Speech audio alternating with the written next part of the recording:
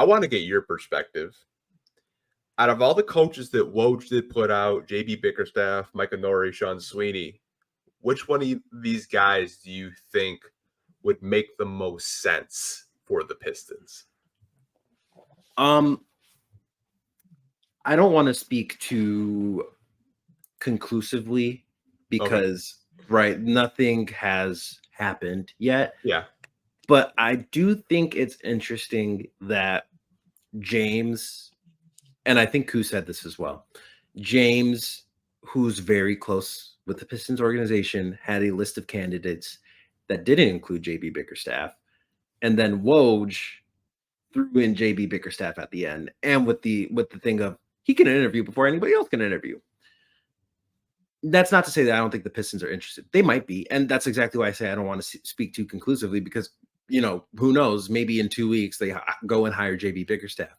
But from my knowledge, the main names with this team right now, at least, James Borrego, Chris Quinn, Micah Nori, and I think that's it, actually. Yeah, those are the three names. And in my personal opinion, can't really go wrong. I think all three names, and maybe on paper this sounds like a hot take, I think all of those three names are an upgrade over Monty Williams last year. Not to say Monty's not a good coach. Monty just maybe wasn't in the situation where he was going to maximize players and really listen to someone like Cade, and make a team with a system that really favors his play style. I think any of James Borrego, Micah Nori, Sean Sweeney, Chris Quinn, all of them seem like guys who are forward thinkers when it comes to how they approach basketball. I know Sean Sweeney wrote a book about X's and O's and about everything you need to know from an NBA coach. So that just kind of shows you like the basketball mind he is. I know that like there's countless stories of players really taking a strong liking to him. And I think I saw a story earlier today where I think it was Kevin Garnett who they were in a film session and I think the players were talking and Sean Sweeney was trying to talk to them and he told them to, without saying, I think he basically said like, shut the fuck up. He knows what he's talking about. Right. And for someone like Kevin Garnett to command a room for Sean Sweeney kind of tells you the respect he has amongst players. So I think in my personal opinion, I think he's probably my favorite if I were to have one for the Pistons coaching job. But I also know that the Cleveland situation right now is really in flux. And if they go with Kenny Atkinson over James Borrego, I would have to think James Borrego is pretty high on the list of Pistons coaching candidates. So we'll see. Yeah. I know talking to some Pelican guys, they're like, please don't take James Borrego. You've already taken enough from us. Like, just stop. Because like taking like our cap guy, our shooting coach, our GM, we have nothing left. Like, stop. I will say though, from a head coaching perspective, Trajan said something very interesting, and I think it's noteworthy. He said, I want a coach that's going to come in and really focus on developing and a coach that can relate to these guys. And I honestly think that's Sean Sweeney to me because Sean Sweeney seems like a basketball sicko to me. He does. And he's like that perfect mix of basketball sicko, but also still seems like a people person when it comes to connecting with the players and really, garnering that respect. I think during his time in Detroit, I think Isaiah Stewart was someone he was really close with, right? So that already shows you he can connect with players on a personal level that maybe Monty didn't. So I think that really shows a lot. That and his time in, I think it's really telling that Jason Kidd has had 2 head coaching jobs in Milwaukee and in Dallas, and that was his first call. Like, I need this guy on my staff. Like, I think some people forget that Sweeney was in Milwaukee before Giannis was Giannis. Like, traveling with him to Greece, helping him train, like, I'm not going to say Sean Sweeney is the reason Giannis is who he is, because I think Giannis has tremendous amount of work ethic, but I do think Sweeney was in the gym late at night helping him get better. I even saw an article, I think it was the same article that you read. It was about Josh Green saying he was coming in late to the gym Yep. and Sweeney was still in there like watching film like 9, 10 o'clock at night. And he was like, he was always there and like he was helping me like rebound the ball. And I think that's what the Pistons need. They need someone that it's gonna come in here, really help these young guys develop their game. Because to your point, I don't really think I've always said Monty Williams is not a coach that you hire when you're a rebuilding team. He's a coach to maybe get you out of that first round of the playoffs.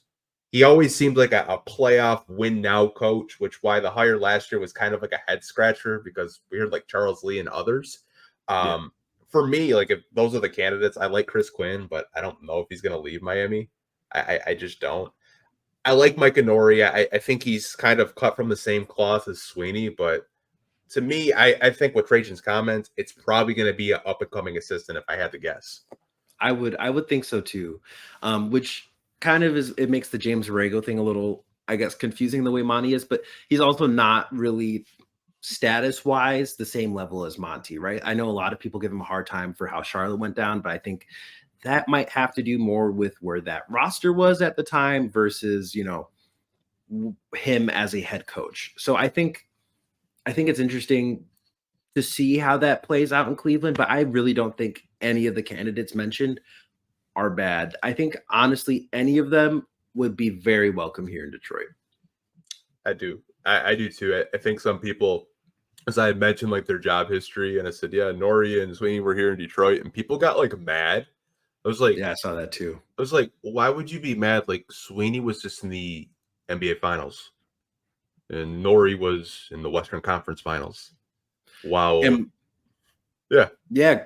I mean, Mike Nori took over as a kind of interim acting head coach. I know Chris Finch was still there, but he wasn't able to really be as physically involved because of it was a knee injury, right? Like, I think he tore his ACL, or I can't remember what happened. Some where player Mike dove Conley into went his leg. Yeah, I think it was Mike Conley went into his leg. So you saw Mike Nori kind of take a lot of that presence that Finch had. So I think Mike Nori is a great guy, a great candidate for this position. My brother calls him basketball Ted Lasso, with kind of just the way he goes about things and the way he speaks. And I definitely can see it. And I think that type of personality also super welcome in Detroit. And I think that's the type of encouraging voice that's going to do a lot more than maybe someone like Monty, who seems a little more strict, and not to say strict is a bad thing, but it didn't seem,